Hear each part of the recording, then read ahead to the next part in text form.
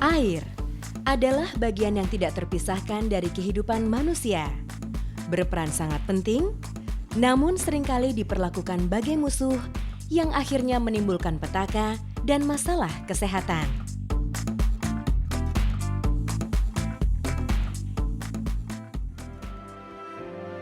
Diare, penyakit yang disebabkan oleh kesehatan lingkungan yang tidak terjaga, terutama karena sumber air yang tercemar akibat perilaku manusia yang kurang bertanggung jawab, merupakan penyebab kematian balita nomor 2 di Indonesia. Diare disebabkan oleh kuman yang masuk ke dalam tubuh manusia melalui 5 jalur, yaitu air, tanah, lalat, jari tangan, dan makanan yang tercemar oleh tinja atau kotoran manusia dan binatang. Hal ini sesungguhnya dapat dicegah dengan perubahan perilaku manusia seperti tidak buang air besar sembarangan, cuci tangan pakai sabun sebelum makan, pengelolaan air minum di rumah tangga.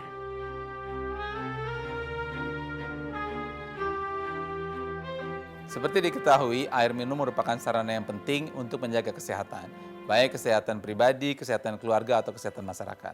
Karena itulah, maka Departemen Kesehatan menggelarkan proyek yang disebut sebagai PAM RT atau Pengelolaan Air Minum Rumah Tangga.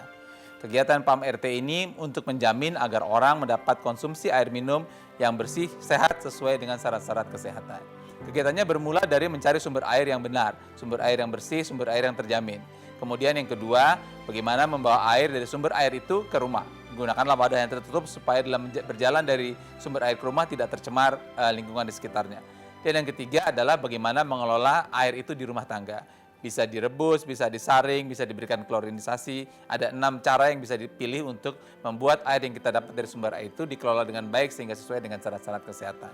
Dan yang keempat, sesudah dikelola dengan baik, kemudian air itu dikonsumsi, maka gunakanlah alat konsumsi yang baik. Maksud saya, katakanlah sumber airnya sudah benar, membawanya sudah baik ke rumah, di rumah sudah dikelola dengan baik. Tapi kalau kemudian gelasnya kotor, maka akhirnya jadi tidak sehat. Jadi harus dijamin gelasnya itu baik, bersih, dicuci dengan air bersih. Kemudian yang kelima, kalau air tidak langsung dikonsumsi dan kemudian mau disimpan, juga harus disimpan dalam wadah yang bersih sehingga terjamin kebersihan dan kesehatan air yang sudah kita kelola sejak awal dengan baik itu.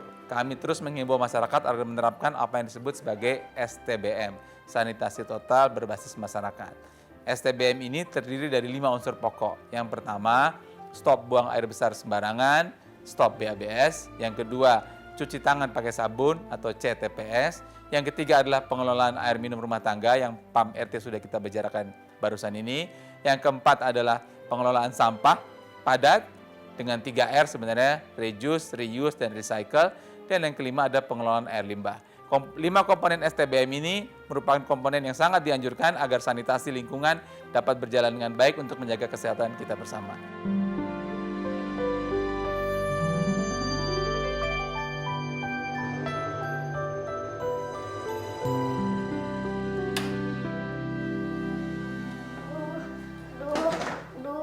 Bu, hilang sakit perut, Bu. Si Fitra nggak keluar-keluar dari kamar mandi. Kamu sakit perut? Fitra juga sakit perut. Aduh, gimana ini? Puskesmas aja, Bu. Ya, kita ke puskesmas aja ya. Ayo, Fitra, ayo kita ke puskesmas. Diare, Bu, mungkin dari makanan atau minuman yang kurang bersih. Iya, Ibu, diare itu bisa disebabkan banyak hal.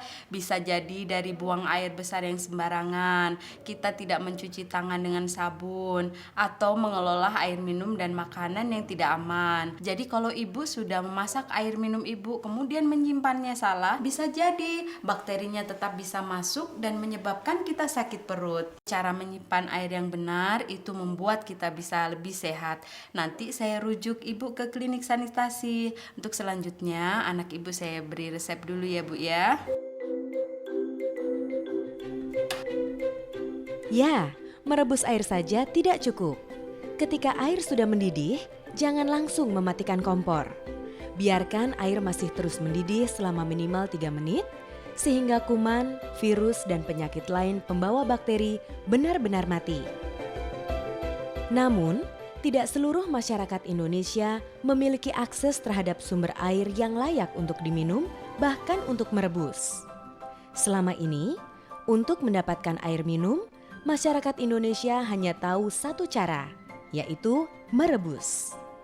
Bahkan, saat ini untuk merebus pun diperlukan biaya yang cukup berat, terutama disebabkan mahalnya harga bahan bakar.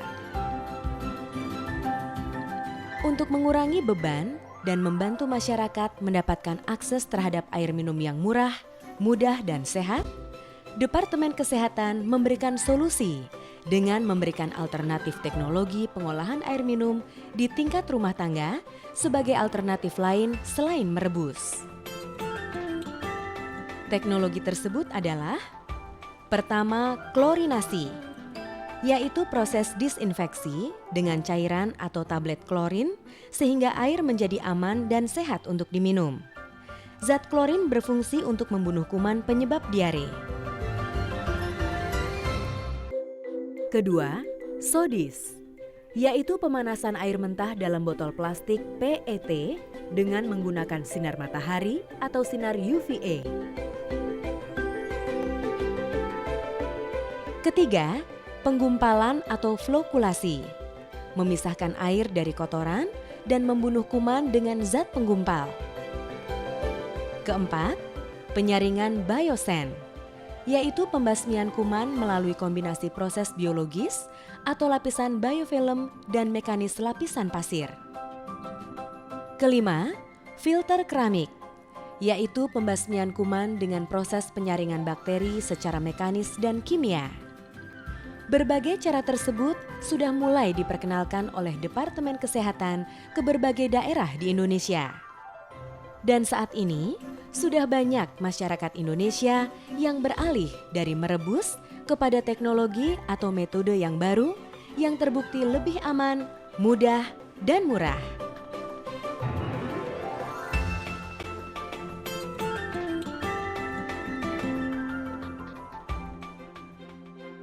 Setelah mengenal Air Rahmat, saya sangat beruntung sekali. Dengan uang Rp500 atau Rp300 bisa mendapatkan air 1 galon.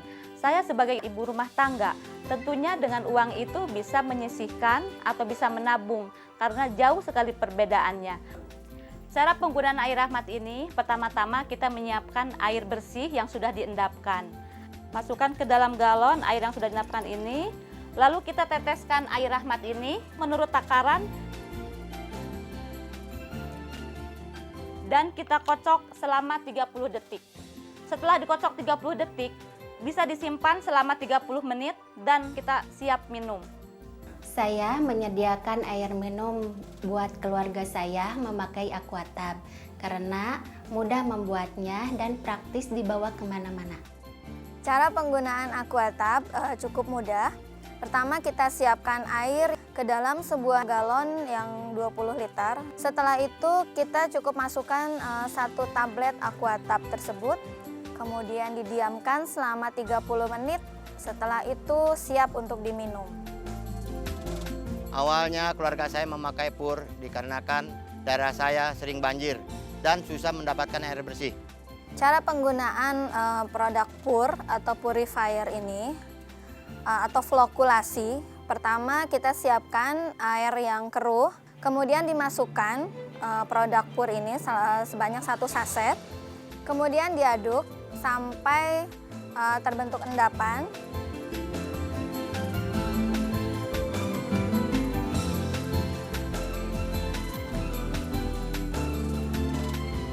Setelah itu disaring dengan menggunakan kain yang bersih. Setelah air itu menjadi jernih, didiamkan 20 menit, kemudian air itu siap untuk diminum. Awalnya saya air minum direbus dulu pakai kayu bakar karena rumah saya dapurnya di dalam ya mengandung polusi. Jadi saya beralih ke keramik filter yang mudah, cepat dan menguntungkan. Saya akan mempraktekkan cara menggunakan keramik filter ini. Sebelum kita menggunakan, yang pertama itu harus mencuci tangan pakai sabun supaya tangan itu bersih dari kuman penyakit. Kita akan ambil airnya dari sungai boleh, asal bersih dari sumur boleh, hanya dengan menuangkan kepada filter keramik ini. Oke, cukup. Setelah diisi penuh, ditutup dengan tutupnya supaya tidak ada bibit penyakit. 1 jam itu menghasilkan 2 sampai 2,5 liter air. Setelah tadi kita mempraktikkan cara menggunakannya, kita akan mempraktikkan cara membersihkannya. Cara membersihkannya juga sangat mudah, itu hanya butuh waktu 1 bulan cukup 1 kali. Tapi kalau misalkan lebih amannya, boleh 2 minggu sekali membersihkannya. Lapisan luar dan lapisan dalamnya disikat menggunakan sikat yang halus. Dan setelah itu ditaruh kembali dan siap untuk digunakan. Air yang keluar dari filter ini itu sudah bebas dari bakteri dan kuman penyakit. Kenapa? Karena kita bekerjasama dengan laboratorium swasta maupun laboratorium pemerintah. Air yang keluar dari filter keramik itu bisa langsung diminum dan sehat. Bagi masyarakat yang membutuhkan tersedianya air minum bersih dan sehat dalam jumlah besar, juga dapat memilih Biosen Filter seperti masyarakat di Seginasari, Bali.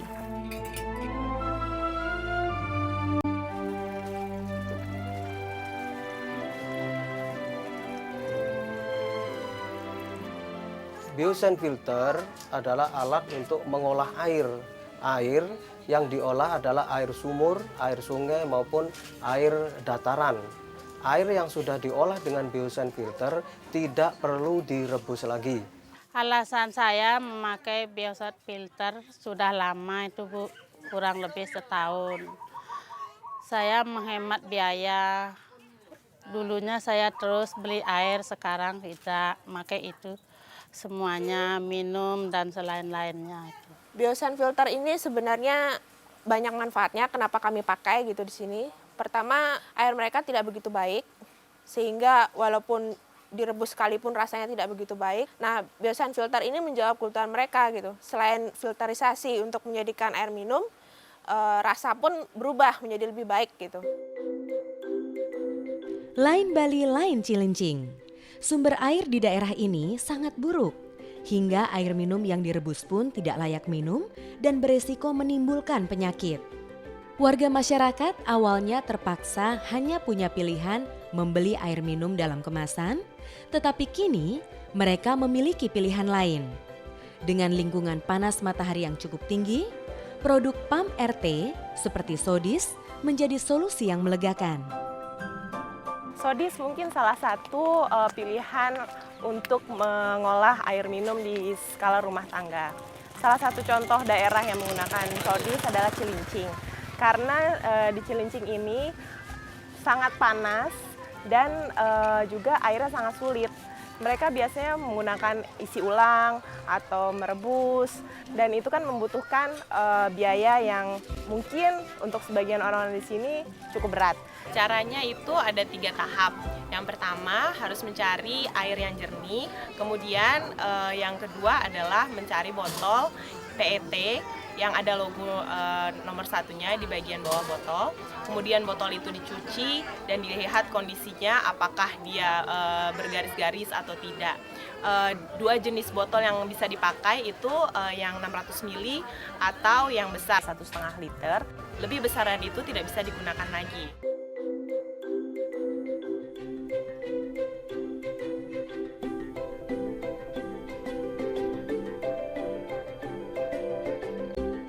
Tahap ketiga adalah penjemuran. Penjemuran itu bisa dilakukan 6 jam di hari yang cerah, 2 hari di hari yang mendung, dan tidak sama sekali di hari yang hujan.